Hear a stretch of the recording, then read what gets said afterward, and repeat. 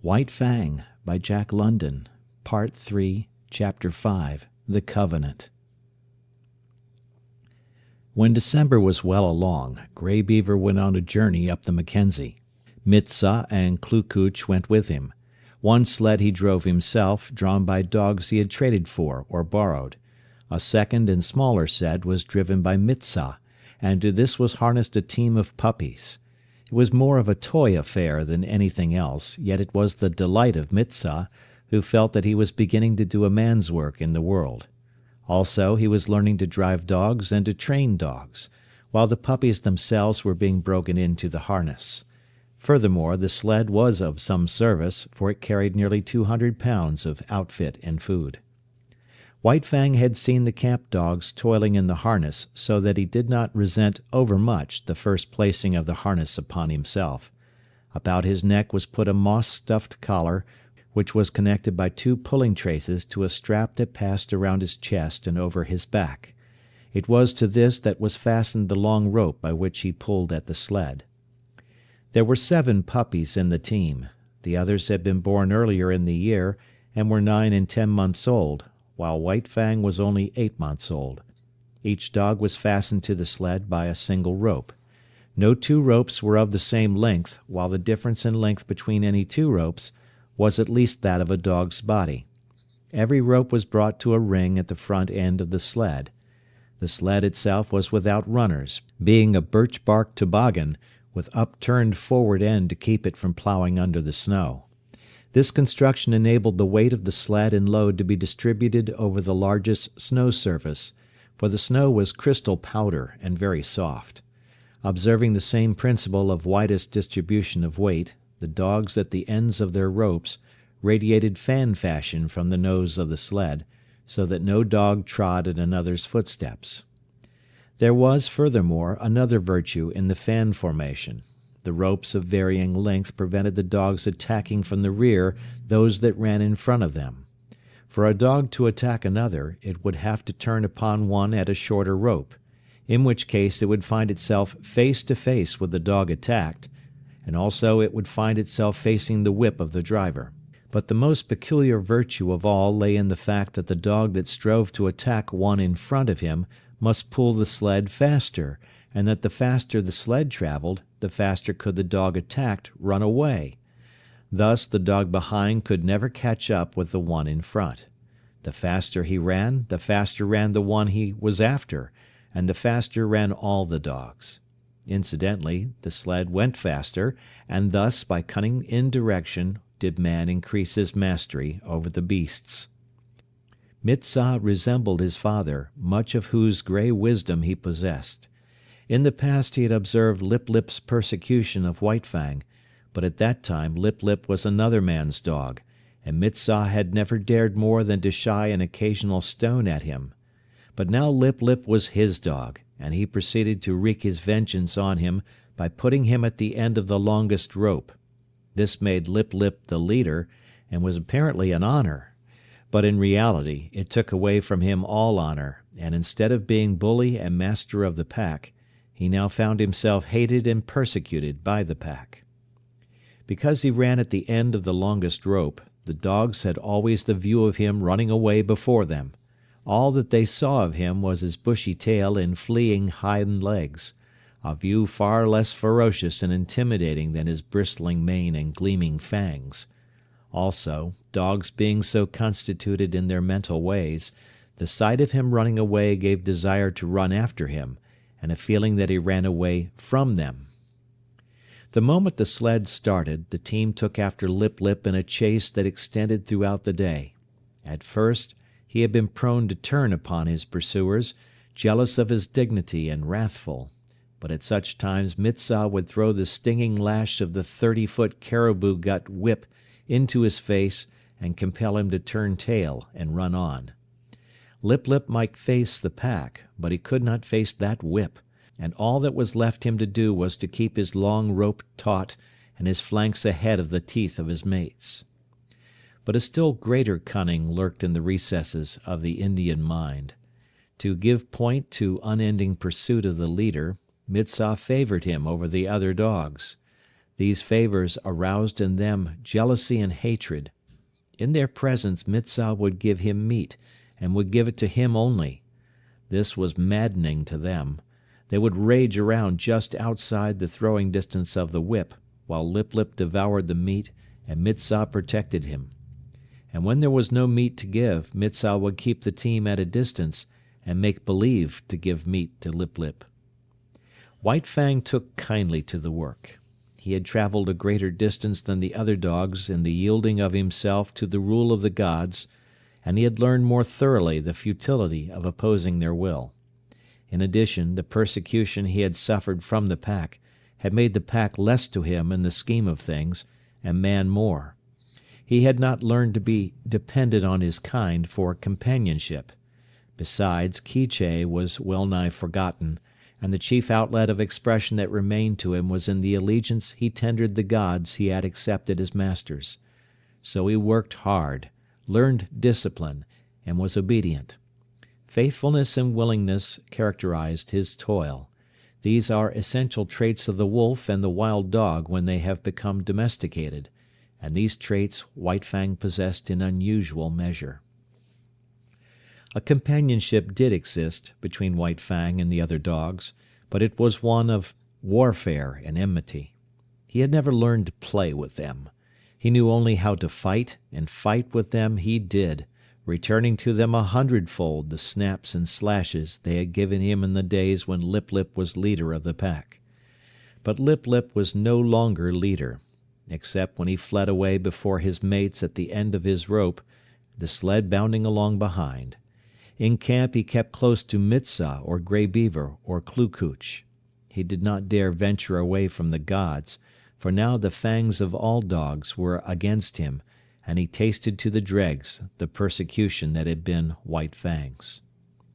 With the overthrow of Lip Lip, White Fang could have become leader of the pack, but he was too morose and solitary for that. He merely thrashed his teammates. Otherwise he ignored them. They got out of his way when he came along, nor did the boldest of them ever dare to rob him of his meat. On the contrary, they devoured their own meat hurriedly, for fear that he would take it away from them. White Fang knew the law well, to oppress the weak and obey the strong. He ate his share of meat as rapidly as he could, and then woe the dog that had not yet finished. A snarl and a flash of fangs, and that dog would wail his indignation to the uncomforting stars while White Fang finished his portion for him. Every little while, however, one dog or another would flame up in revolt and be promptly subdued. Thus White Fang was kept in training. He was jealous of the isolation in which he kept himself in the midst of the pack, and he fought often to maintain it. But such fights were of brief duration. He was too quick for the others. They were slashed open and bleeding before they knew what had happened, were whipped almost before they had begun to fight. As rigid as the sled discipline of the gods was the discipline maintained by White Fang amongst his fellows. He never allowed them any latitude. He compelled them to an unremitting respect for him. They might do as they pleased amongst themselves. That was no concern of his. But it was his concern that they leave him alone in his isolation, get out of his way when he elected to walk among them, and at all times acknowledge his mastery over them. A hint of stiff-leggedness on their part, a lifted lip or a bristle of hair, and he would be upon them, merciless and cruel, swiftly convincing them of the error of their way. He was a monstrous tyrant. His mastery was rigid as steel. He oppressed the weak with a vengeance. Not for nothing had he been exposed to the pitiless struggles for life in the day of his cubhood, when his mother and he, alone and unaided, held their own and survived in the ferocious environment of the wild. And not for nothing had he learned to walk softly when superior strength went by. He oppressed the weak, but he respected the strong. And in the course of the long journey with Grey Beaver, he walked softly indeed amongst the full-grown dogs in the camps of the strange man-animals they encountered. The months passed by. Still continued the journey of Grey Beaver. White Fang's strength was developed by the long hours on trail and the steady toil at the sled, and it would have seemed that his mental development was well nigh complete. He had come to know quite thoroughly the world in which he lived. His outlook was bleak and materialistic. The world as he saw it was a fierce and brutal world, a world without warmth, a world in which caresses and affection and the bright sweetnesses of the spirit did not exist. He had no affection for Grey Beaver.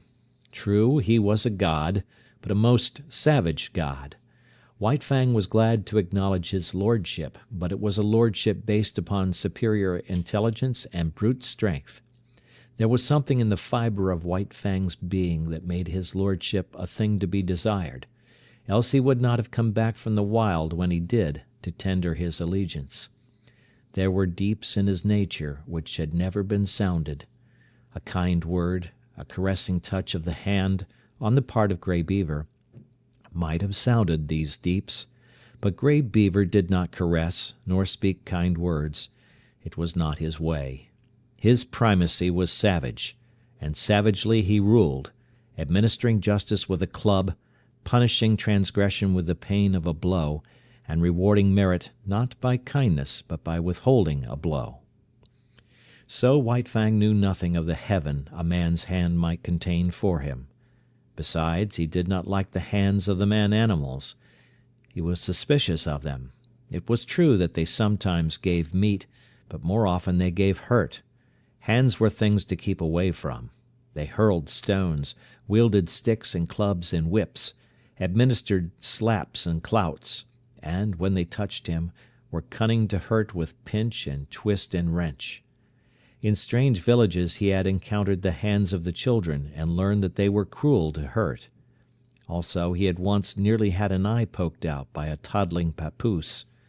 From these experiences he became suspicious of all children. He could not tolerate them. When they came near with their ominous hands, he got up. It was in a village at the Great Slave Lake that, in the course of resenting the evil of the hands of the man-animals, he came to modify the law that he had learned from Grey Beaver, namely, that the unpardonable crime was to bite one of the gods. In this village, after the custom of all dogs in all villages, White Fang went foraging for food. A boy was chopping frozen moose meat with an axe, and the chips were flying in the snow. White Fang, sliding by in quest of meat, stopped and began to eat the chips. He observed the boy lay down the axe and take up a stout club. White Fang sprang clear just in time to escape the descending blow. The boy pursued him, and he, a stranger in the village, fled between two teepees to find himself cornered against a high earth bank.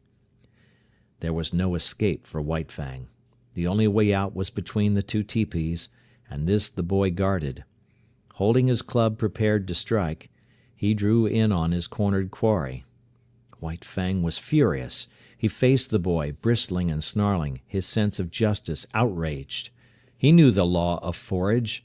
All the wastage of meat, such as the frozen chips, belonged to the dog that found it. He had done no wrong, broken no law, yet here was this boy preparing to give him a beating.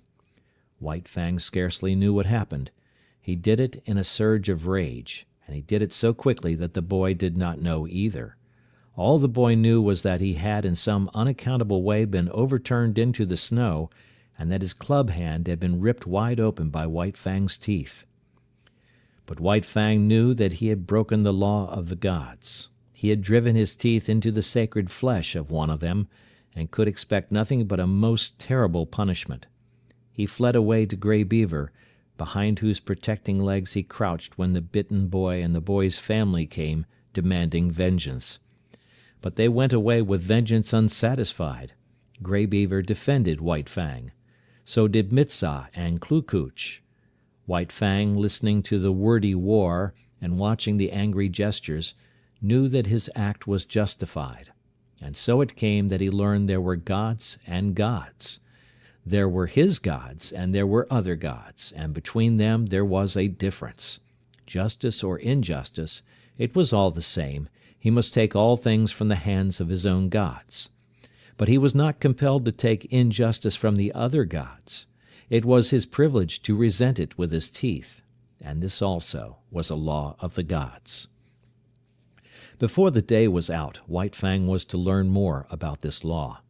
Mitzah, alone, gathering firewood in the forest, encountered the boy that had been bitten. With him were other boys. Hot words passed. Then all the boys attacked Mitzah. It was going hard with him. Blows were raining upon him from all sides. White Fang looked on at first.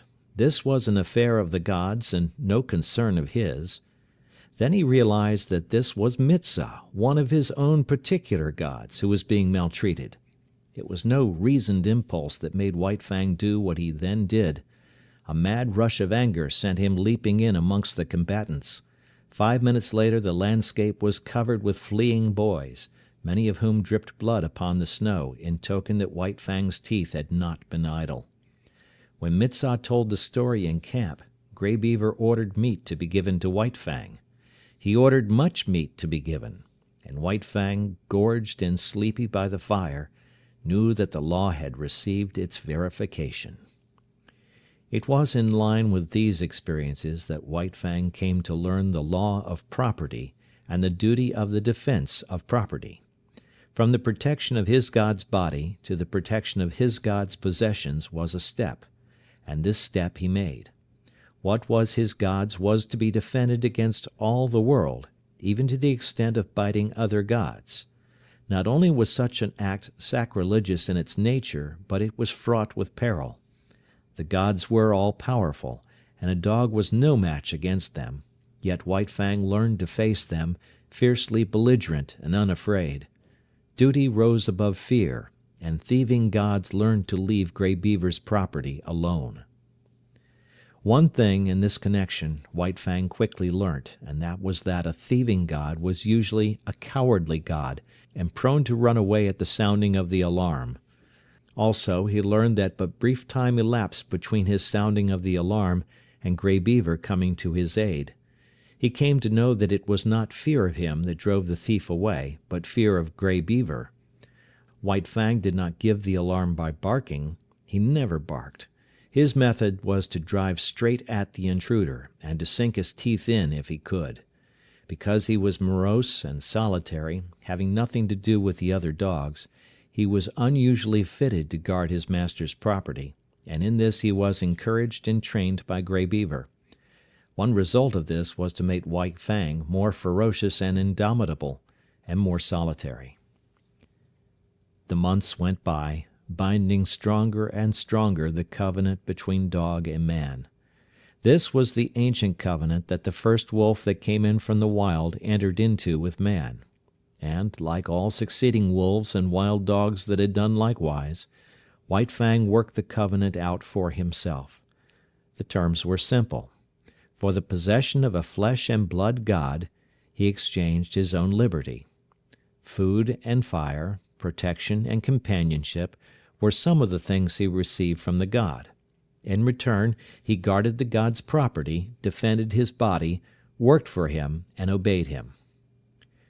The possession of a god implies service. White Fang's was a service of duty and awe, but not of love. He did not know what love was. He had no experience of love. Quiche was a remote memory. Besides, not only had he abandoned the wild and his kind when he gave himself up to man, but the terms of the covenant were such that if ever he met Quiche again, he would not desert his god to go with her. His allegiance to man seemed somehow a law of his being greater than the love of liberty, of kind and kin.